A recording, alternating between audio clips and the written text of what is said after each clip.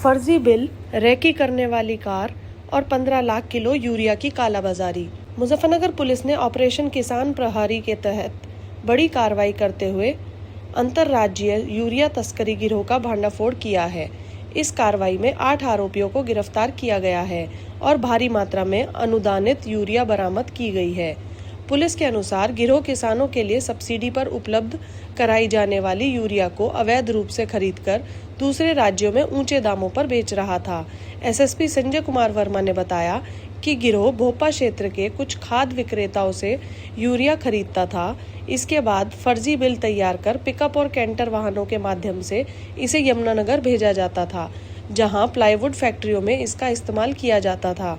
जांच में सामने आया है कि सब्सिडी वाली यूरिया का उपयोग ग्लू बनाने में किया जा रहा था, जिससे उत्पादन लागत काफी कम हो जाती थी। 1 जून की रात कवाल पुल के पास चेकिंग के दौरान पुलिस ने एक कार, एक कैंटर और 2 पिकअप वाहनों को रोका।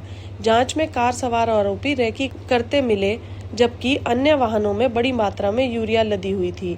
तलाशी के दौरान हर्ल, करीबचो और आरसीएफ ब्रांड के कुल 454 कट्टे बरामद किए गए।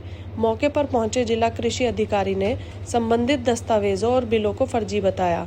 पुलिस जांच में खुलासा हुआ कि पिछले 6 महीनों में गिरोह ने लगभग 15.12 लाख किलोग्राम अनुदानित यूरिया की अवैध कालाबाजारी की है।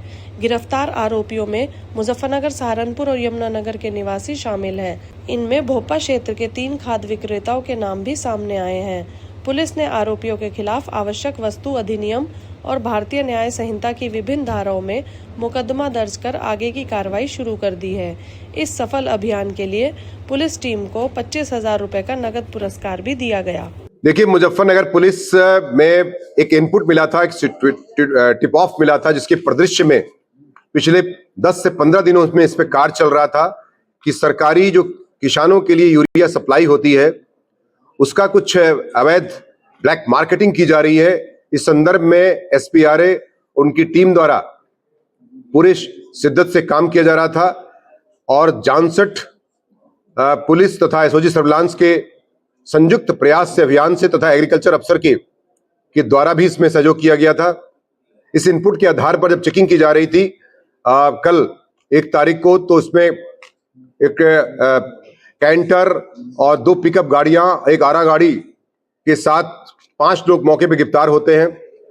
टिप ऑफ के आधार पर उनके पास से 454 कट्टे जो है यूरिया की जो सरकारी सप्लाई होती है वो बरामद किया गया है, जो कि निश्चित तौर से किसानों का हक मार रही थी। जो किसानों को सप्लाई होना चाहिए था खेती के लिए, वो फैक्ट्रियों में जा रहे थे ग्लू बनाने के लिए। क्योंकि ये जो प्राइवेट होती है वो 465 या उससे ऊपर का दाम का मिलता है यूरिया, और जो सरकारी सप्लाई होती है 265 रुपए में मिलती है। तो उसका फायदा उठा करके जो 3 सप्लायर थे यहाँ के, जिनके नाम इस प्रकार हैं, जो गिरफ्तार किए गए, रोहन, सूर्य प्रताप और सौरभ, जो यहाँ मुजफ्फरनगर के 3 सप्लायर थे, जो सरकारी सप्लाई जिनके यहाँ आती थी, उनसे सेटिंग करके ये लोग बाहर हरियाणा में फैक्ट्रियों में सप्लाई करते थे और भारी मुनाफा इससे कमाते थे, आर्थिक लाभ। इस पर टिप ऑफ के आधार पुलिस ने इस पर क्रैक किया है और इस पर जो है 8 लोग गिरफ्तार किया गया है, जिनमें तनवीर, राहिल, रियासत, मोहित, मनीष, सौरभ, रोहन, सूर्य प्रताप। इसमें 3 भोपा मुजफ्फरनगर के रहने वाले हैं, 3 हरियाणा के रहने वाले हैं और 2 सहारनपुर के रहने वाले हैं। टोटल 8 लोग इसमें गिरफ्तार किए गए हैं। 2 बड़े लोग इसमें वांछित हैं, जिनको जल्दी ही पकड़ा जाएगा, जो फैक्ट्रियों के मालिक हैं या पूरे सप्लाई के इसमें किंगपिन कह सकते हैं इस पूरे मामले में।